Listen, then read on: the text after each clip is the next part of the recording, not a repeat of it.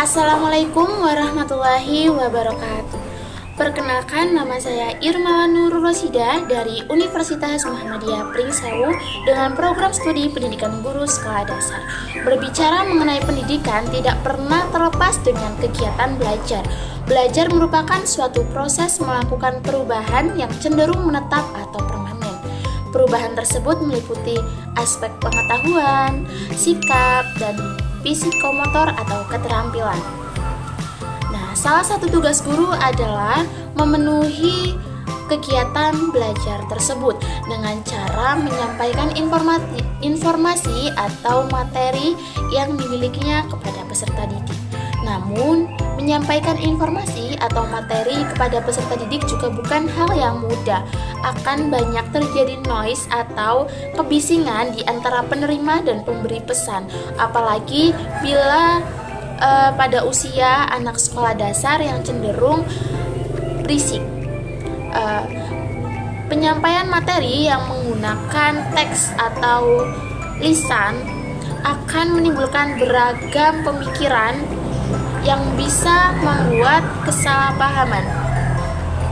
Contohnya yang saya alami apabila guru tanpa menggunakan media pembelajaran, hanya menggunakan metode ceramah dan teks tanpa memberikan gambar, video, dan lainnya, akan memberikan kesalahpahaman. Contohnya adalah pembelajaran mengenai efek rumah kaca.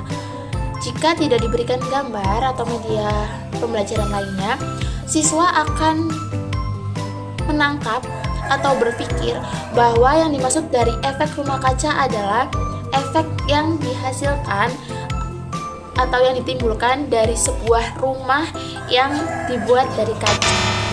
Nah, lalu apa sih yang harus dilakukan oleh guru agar pesan yang akan disampaikan kepada peserta didik diterima dengan baik?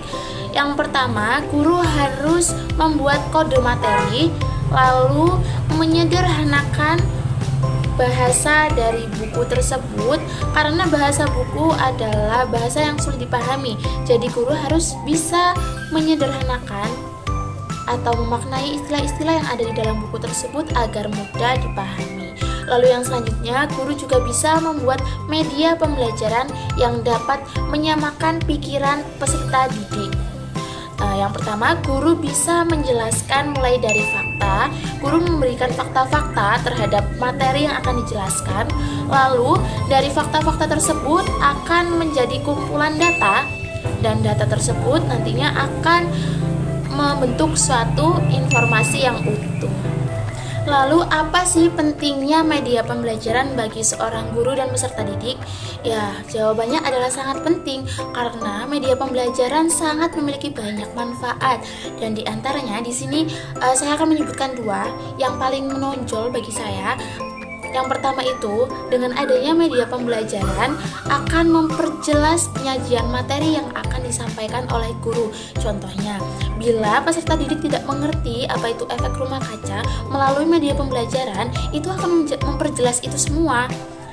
Jika seorang guru hanya menggunakan teks dan lisannya saja seperti metode ceramah, itu tidak akan bisa memperjelas apa yang dinamakan efek rumah kaca, seperti apa bentuknya, lalu bagaimana bisa terjadinya hal tersebut. Nah, yang kedua, itu bisa meningkatkan motivasi belajar peserta didik.